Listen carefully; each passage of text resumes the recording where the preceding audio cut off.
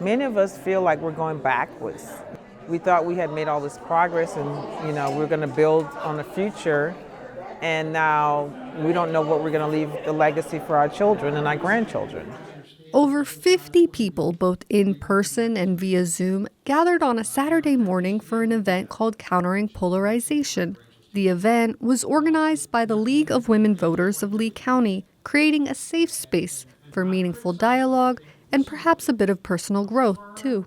You cannot resolve any significant policy matter, whether it's environmental or anything else, unless you are willing to engage those who disagree with you. After everyone settled in, moderator Jack Ubinger with Braver Angels began the discussion by referencing a work that helped frame his understanding of America.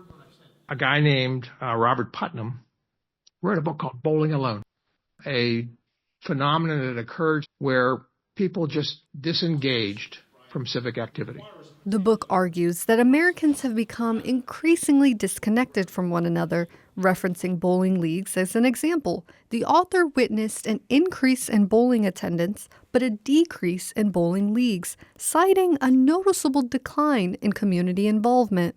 Braver Angels was created in 2017 to induce conversations between people who disagree with each other. In part of the process, they teach you skills about how to do that constructively.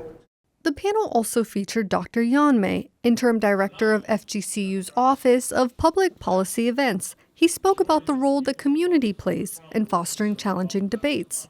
What relationship do you want to have with your neighbor? And what is your goal? Is your goal trying to get them to you or to your side? It's probably not going to work, right? But if you want to genuinely understand, asking those questions, it sort of helps. This message resonated with audience members like Lorna Washington. How can we get back as a country, as even families and friends, to be civil, to talk about these issues that affect all of us? Affordable housing, inflation, education, it affects all of us.